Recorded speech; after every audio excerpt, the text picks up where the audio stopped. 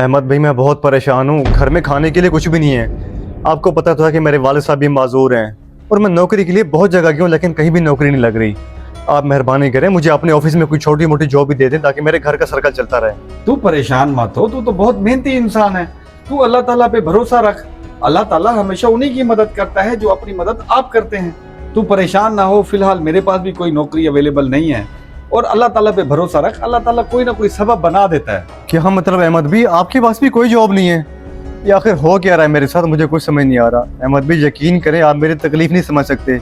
जब मैं अपने बाप का चेहरा देखता हूँ ना, तो अंदर से घुटता रहता हूँ कि इस जवानी की उम्र में मैं 2 वक्त की रोटी नहीं खिला पा रहा अपने बाप को। रिस्क देने वाली जात अल्लाह की है। यार जमशेद, तू मायूस क्यों हो रहा है? मायूसी एक कुफ्र है। मैं तुझसे वादा करता हूँ तेरा कोई ना कोई वसीला जरूर बनेगा। और हाँ, जॉब के लिए हमेशा ऐसे ही अप्लाई करता रहियो, कहीं ना कहीं तेरी बहुत अच्छी जॉब हो जाएगी। अहमद भी आपकी बात बिल्कुल ठीक है, मायूसी गुनाह है, लेकिन मैं करूं तो करूं क्या? मैंने दोस्तों से मदद मांगी है, जिस दोस्त के पास गया उन्होंने मेरा मजाक बनाया है, उल्टा हंसते रह गए मुझ पे। फ़हीम भाई रुके, मेरी बात सुने। फ़हीम भाई, मैं बहुत परेशान हूँ, नौकरी कहीं भी नहीं मिल रही। आपके पास तो माशाल्लाह बहुत अच्छा मैथ्स का सिस्टम है, मुझे नौकरी पर रख दे, मैं सारे काम करने के लिए तैयार हूँ आपके। अरे जमशेद, तू और यहाँ इतने अरसे बाद मिला है, वो भी अपने मतलब के लिए। मेरे मैस में अभी जगह नहीं है, मुलाजिम बहुत ज्यादा है। जैसे कोई जगह फ्री होगी बुला लूंगा तुझे। नहीं फ़हीम भाई, मुझे कोई मतलब नहीं आपसे, मेरा यकीन करें, घर के हालात बहुत ख़राब चल रहे हैं और आपको पता है मेरे वालिद साहब माजूर हैं, कुछ कर नहीं सकते। उन्हीं की वजह से परेशान था, जॉब की तलाश में हूँ। बस आपके पास इसलिए आया हूँ कि मेहरबानी कर दें, मुझ पे इनकार ना करें। देख जमशेद, अगर तेरे घर के हालात खराब है तो इसमें मैं क्या कर सकता हूँ? तुझे पता है कि आजकल कारोबार के हालात नहीं है। अगर मेरे पास जगह होती तो मैं तुझे जरूर रख लेता। नहीं फ़हीम भाई, ऐसा ना करें मेरे साथ, यकीन करें, अल्लाह और आपकी सिवा मेरा कोई भी नहीं है।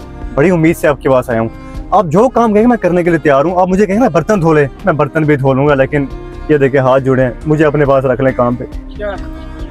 यार जमशेद, तू हाथ बांध कर मुझे शर्मिंदा ना कर। मेरे पास कुछ पैसे हैं, वो रख ले, उससे तेरी मदद हो जाएगी। पैसे? नहीं फ़हीम भाई, पैसों की मुझे जरूरत नहीं है। मैं तो आपके पास काम के लिए आया था, मैं भीख मांगने के लिए नहीं आया आपसे। आपका बहुत शुक्रिया कि आपने मेरा एहसास किया। अल्लाह हाफिज।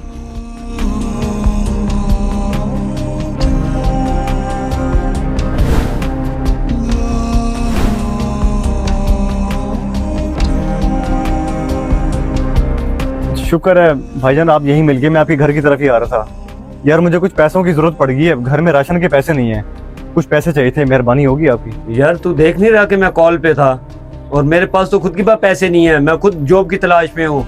चल भाई चल, कहीं और से जाके पता कर। सही कहते हैं, जब इंसान में गुर्बत आ जाती है ना, तो अच्छे से अच्छा दोस्त भी बदल जाता है। मेरे भाई तुझे क्या हो गया है? मुश्किल वक्त में तू मेरा साथ नहीं देगा। मुझे भी पता है कि तेरे हालात खराब हैं, हालात तो मेरे भी खराब हैं, इसलिए तो पैसों वाली बच्ची सेट की है। अभी जा, डिस्टर्ब ना कर, मुझे बात करना है।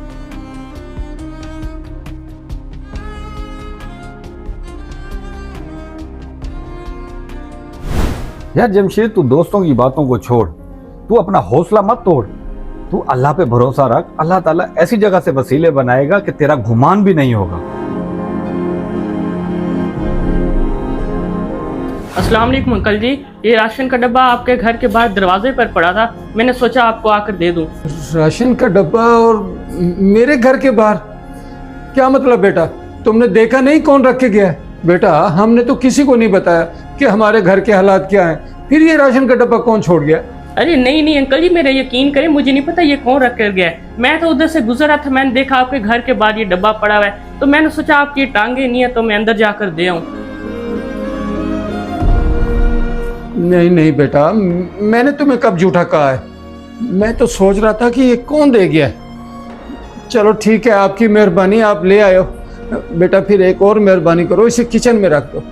ठीक है अंकल जी, मैं किचन में रख देता हूँ और आप परेशान ना हो, जब तक आपको जरूरत है आपको ये राशन का डब्बा मिलता रहेगा। और भी कोई आपको काम हो तो मुझे जरूर बताइएगा।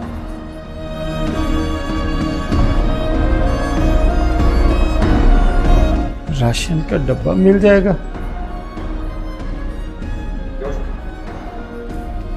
ओ बेटा बात सुनो, ओ बेटा बात सुनो। ओ, कौन देके जाएगा डब्बा? हर महीने देके जाएगा जब तक जरूरत है? मैं समझा नहीं। अब्बा जान, आज भी दर बदर भटकता रहा हूँ, मगर कहीं पर कोई काम नहीं मिला, बहुत परेशान हूँ। आपकी हालत मुझसे अब देखी नहीं जा रही। मैं आखिर कहाँ जाऊँ अब्बा जान, खाने के लिए कुछ भी नहीं है घर में। बेटा इतना ना उम्मीद ना हो, अल्लाह हमारे साथ है, इंशाल्लाह तेरी नौकरी भी लग जाएगी। बाकी रहा राशन का मसला, वो अल्लाह ने बंदोबस्त कर दिया है। अभी थोड़ी देर पहले उमर आया था, वो राशन का डब्बा दे गया और कह रहा था कि ये आपके घर के बाहर पड़ा हुआ था। राशन का डब्बा उमर देकर गया है? मगर अब्बा जान वो क्यों देकर गया है? उससे तो मेरी ऐसी कोई बात नहीं हुई और ना ही उसको हमारे घर के हालात के बारे में पता है। आपने उससे पूछा नहीं कि वो क्यों देकर गया राशन का डब्बा? बेटा मैंने तुझे कहा था ना कि अल्लाह अपने बंदों को कभी बेयारो मददगार नहीं छोड़ता। अल्लाह की तरफ से गैबाना मदद आई है, अल्लाह का शुक्र अदा कर और जाके किचन में राशन देख। जी अब्बा जान, आप बिल्कुल सही कह रहे हैं, ये गायबाना मदद हुई है अल्लाह ताला की तरफ से। यकीन करें मैं बहुत परेशान था कि घर का सारा अनाज कैसे बनेगा। अल्लाह ताला ने आज राशन हमारे घर भेज दिया। अल्लाह ताला भला करे उस इंसान का जिसने हमारी परेशानी समझी और हमें राशन का डब्बा दे गया। बेटा जिसने भी हमारी मदद की है यकीनन वो अल्लाह का नेक बंदा है, अल्लाह ने उसको हमारी मदद के लिए मुख्तस किया है। और परेशान ना हो बेटा, इसी तरह अल्लाह गैबी मदद से तेरी भी एक दिन नौकरी करा देगा।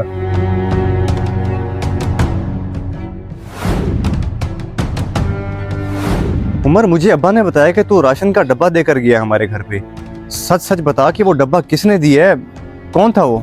राशन का डब्बा? नहीं, मुझे नहीं पता राशन का डब्बा कहाँ से आया। वो तो आपके घर के बाहर पड़ा था, मैं आपके अब्बा जी को दे आया। यकीन करें मेरा मुझे कुछ नहीं पता। देखो मुझसे डरने की कोई जरूरत नहीं है, मैं तुम्हें कुछ भी नहीं कहूंगा। बस मुझे इतना बता दो कि वो कौन नेक बंदा है जो मेरी मदद कर रहा है। मैं उसका शुक्रिया अदा करना चाहता हूँ, उसको मिलना चाहता हूँ। अच्छा भाई मैं बता देता हूँ, लेकिन आप नाम ना लीजिएगा। मेरे जो बड़े भाई है ना अहमद भाई, उन्होंने मुझे कहा था कि हर महीने जाके आपके घर राशन का डब्बा दे आया करूँ।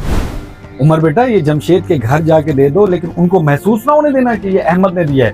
कहना बाहर पड़ा हुआ था ये राशन का डब्बा, और ये उनके वालिद साहब के हाथ में जाके देना है आपने। और जमशेद बेचारा तो घर होगा नहीं, वो तो खुद जॉब के लिए बेचारा कहीं मारा मारा फिर रहा होगा। ठीक है भाई, राशन का डब्बा तो ये मैं दे आता हूँ, लेकिन उन्हें क्या जरूरत है राशन का डब्बा देने की? सब कुछ तो है उनके पास, साहिब हैसियत है वो। उमर बेटा जरूरी नहीं है कि हर मुस्कुराते हुए चेहरे के पीछे खुशहाल जिंदगी हो। मैं उनके हालात बहुत बेहतर जानता हूँ। उमर बेटा आपको जितना कहा है आप उतना करो। आप ये राशन का डब्बा उनके वालिद साहब के हाथ में दे के आए और उनसे कह के आइएगा हर महीने आपको राशन का डब्बा रिसीव हो जाएगा। लेकिन मेरी एक बात याद रखना, कभी भी मेरा नाम नहीं आना चाहिए। वाह अहमद भाई वाह, एक तो उनकी मदद भी करें और दूसरा करें आपका नाम भी ना आए। चले ठीक है, मैं राशन का डब्बा उन्हें दे देता हूँ और आपका पता नहीं लगने दूंगा।